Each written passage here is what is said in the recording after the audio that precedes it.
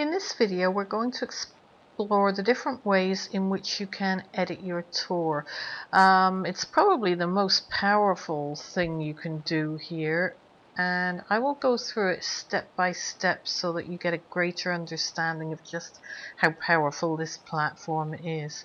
When you go into the Edit Tour section, you'll see that you have three tabs. There's a media tab, a tour tab, and a map MLS tab. I'll just cover the media tab in this video, and we'll go on to cover the other two in later videos. So the first thing you can do in the media tab is you can upload more images. If it's winter and you've got summer pictures that you'd like to put up, or perhaps the homeowner's taken a fantastic sunset or something, you can hit the Select Files button and you can upload your own images into the tour. That's kind of a nice feature. The other thing you can do straight away is if some of the images are not in the order that you'd like them to be, you can just drag and drop the images around until you get them into the order that you like. So that's really easy to do. The next thing is we'll look at over here where it says photo details. Now over here, what this section does is it works on all of the separate images individually. So for example, if I click on the living room, over here in the photo details, you'll see that it's called the living room. You can change that title if you want. If you'd sooner it was the parlor or the family room, you can go right in and change that. And then down below that is a description.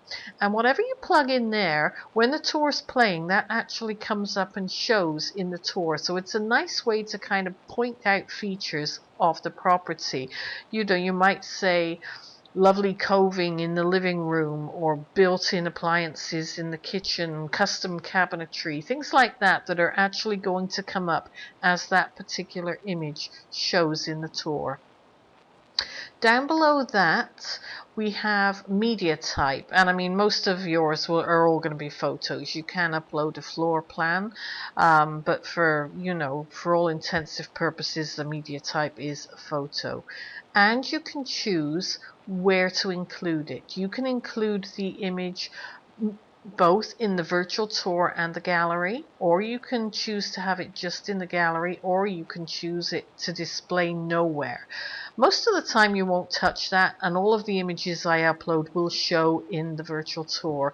You might wonder why you'd not want to show one anywhere, but perhaps you've taken a picture of an electric panel, or I've taken a picture of an electric panel, and you really need that picture, but you don't want it showing in the tour for everybody to see. So that's what that feature's for. And then you've got image display time down below that. Now, most of the time also you will leave that set to default, which is at the minute it's 3 seconds per image.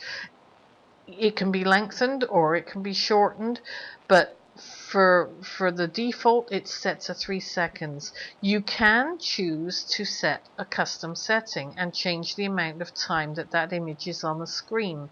And I think probably a time that you might want to do that is going back up here. If you've got a really long description in, obviously you want to give people time to read what you've said about the picture. So that would be one reason that you might want to have the image on screen for a bit longer so that they can actually read all the information. Zoom and pan, you can have that turned off or on, and the option to do that is over in the tour tab there. But here, because we're talking about individual images, it's letting you know that for this tour it's got the small zoom going. Normally I don't turn it on unless I'm making YouTube videos, so you may see that there's no zoom and pan turned on there.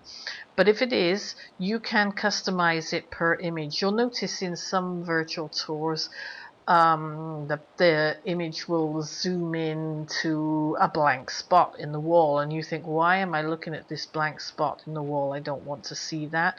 Under customize, you can decide where the image zooms into and zooms out to. So if you've got one that's displaying really strangely, you can go in and fix that up in there.